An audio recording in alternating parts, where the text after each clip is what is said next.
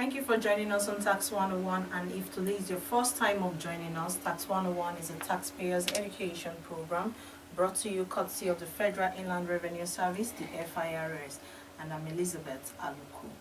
A quick reminder of our objective on this program is to educate you on various Nigerian taxes by inviting the best consultant, tax administrators, and government agency to enlighten us on key areas of taxes so we don't fall on the wrong side of the law. And most importantly, to eradicate the fear of the taxman, as knowledge, just say, is power. Our focus on the program today is on capital gain tax, a type of tax imposed on the sales of some specific assets. And this tax is not peculiar to Nigerian law, but a global practice. To take us through the A to Z of this particular tax so we have a better understanding of it is Mr. Olamide Obajimi. He's a manager of the Technical and Research Department of the Pedabo Professional Services, an auditing firm with a global experience. Thank you, Mr. Olamide, for joining us on the program today. It's my pleasure to be here. Thank you so much. So, our focus on today's on the program today is actually on the capital gain tax. What exactly is capital gain tax? I understand that is a tax imposed on the sales of some specific assets, but take us through it. Well, capital gains tax, like Yes. the word is CGT, generally Yes. called it CGT, Yes, CGT. is a tax charged on disposal of chargeable assets. Okay. And not all assets are chargeable assets, Mhm. but the assets that are liable to capital gains tax by virtue of the Capital Gains Tax Act are the assets referred to as chargeable assets. Okay. So, this capital gain tax, first of all, is backed by the law. Definitely, it's backed by the law. The regulatory framework of the collection of capital gains tax in Nigeria is the Capital Gains Tax Act, which was introduced in Nigeria in 1967. And before then, there was nothing like capital gains tax, either in Nigeria and from our masters, colonial masters in the UK.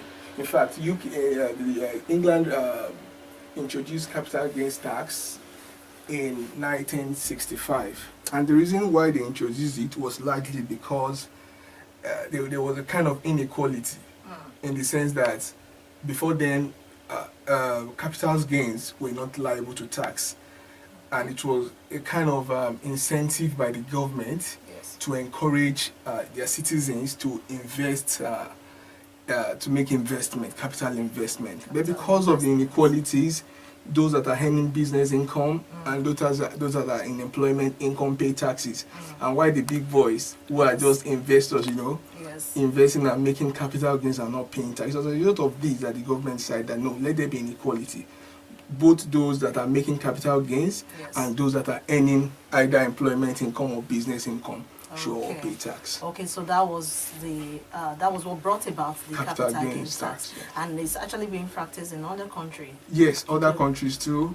All European countries, in fact, almost all the countries in the world now practice capital gains. Capital gains, except some countries that the rate is zero. Most of those countries are some will call them the tax haven.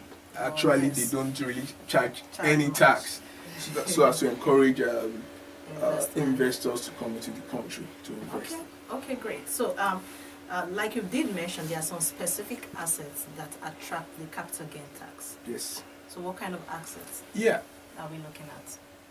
Any assets that is personal, all personal assets, disposal of all personal assets. Really? They are liable to capital gains tax. Disposal of incorporeal rights. For example, your right in the copyright, your right in land, all those are intangible rights or incorporeal rights. So when you dispose those rights, they're actually liable to capital gains tax. And in the Capital Gains Tax Act, it talks more about disposal. So it is not until when the other party receives something that there is a disposal. For example, when you receive compensation for loss of office, you've not disposed anything, but that receipt is regarded as a capital gain in your hand, and it is liable to tax. Okay, how about the corporate taxpayers? Yeah, the corporate taxpayers are also liable to capital gains tax based on the disposal of their assets. Okay. Yeah, you know, the difference between a company disposing assets in the course of their business. For example, Yes. if a company is into the sale of generators. Now, Okay. those generators that they sell in the course of their ordinary business are actually the gains there, the profits there are actually not the gains we're talking about. But we're talking about the assets that they are using to generate those incomes. Those are the assets we are talking about. When they dispose such assets, yes, Yeah, okay. they are liable to capital gains. Okay, because I was thinking maybe when you talk about assets, it should be assets that appreciate in value, like land, like shares and all of that. But I didn't know that you could dispose of a generator or a used car, which must have incurred some form of depreciation over the year. Yes. Still attracts capital gain tax. Yes. Any assets, Yes. so far it is not specifically exempted as not being liable to capital gains tax. Even your shares, except that shares has been exempted. Okay. Yeah, shares has been exempted in Nigeria. Okay, because Yes. I'm still going to bring it down. Okay. Bringing it down to Nigeria, the most common type of assets that individuals and corporate people, taxpayers usually dispose of are usually houses, buildings, Yeah. lands, shares, or maybe heavy machineries, equipment that must have, that are not easy to come by in Nigeria. So that is my own understanding. Yes. But it's good that you have also made it clear that shares is not included in Nigeria. So when you're disposing of your shares, it doesn't incur capital gains It's tax. actually exempted. It's It used to be, exempted. but it was exempted. It was Oh, okay. exempted, yeah. Okay.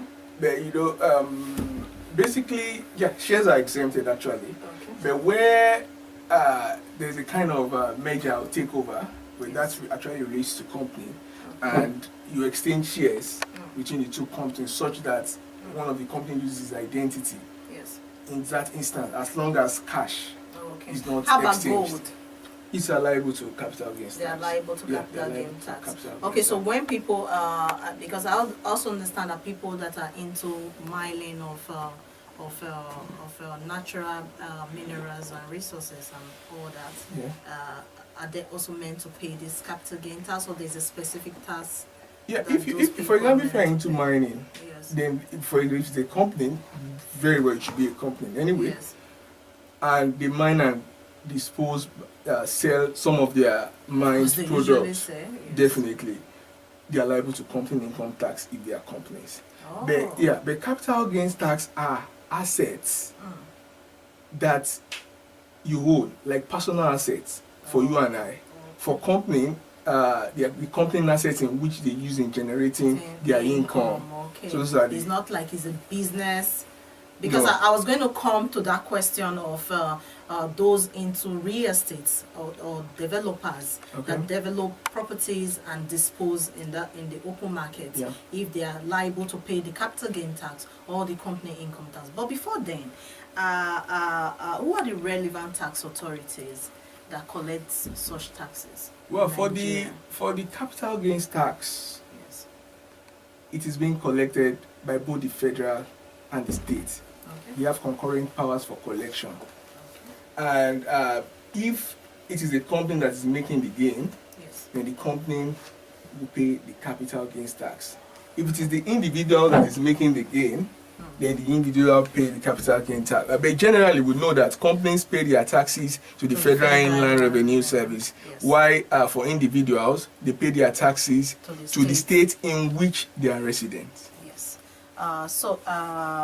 Like you've actually mentioned that capital gain tax is backed by the law. Is there a specific rate?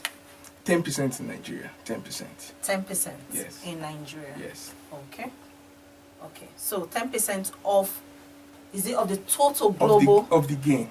of the gain? Gain. So assuming I have this laptop and I'm Yeah. disposing it after owning it for maybe a year, maybe I bought this laptop for 100,000.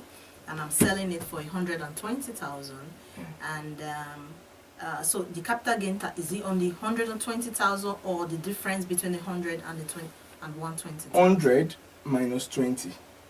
Okay, so that's Sorry, 120,000 minus 100,000. Yes. So that brings us to 20,000. 20,000. And in So the course that's of the trying to profits. sell, in the course of trying to sell, you made an advertisement. Yes. And you probably incurred Cost some of sales. expenses. Yes. You are going to deduct those expenses too. So for example, if you made an advert of, let's say, 5k, Yes. and 5k, Yes. then So- 15,000 is the gain. Is the gain. Actual gain you have made on the disposal of that chargeable So asset. is that 15,000? We are now applying that 10%. 10% on So I'll be paying 1,500 to my Very- state's internal revenue service. Fantastic. Thank you for that analysis. And is there any due date for such remittance? Do Well, I get to pay immediately, or is there? it's on incident immediately. Okay. You pay capital gain taxes when the transaction occurred, at the time the transaction occurred. And it could be in two ways. Either you went there to pay it voluntarily, Yes. or you receive an assessment, capital gains tax, Yes. within 30 days. Within 30 days of receiving the assessment. of receiving the The assessment. assessment. Okay. So are there any documentation needed to make this happen? Do I need to present any documentation to the tax authority to actually prove my case that, okay, I this is the amount I actually bought this laptop, this is the amount I sold, this is my cost of sales, and the adverts and all of that? Well, it depends. Together. If you are doing it voluntarily, at that point, nobody Yes. is assessing you to tax. You are just Yes. going there Yes. to pay your capital gains on the gains capital gains tax on the gains you made on the On the disposal sales, of yes. the assets.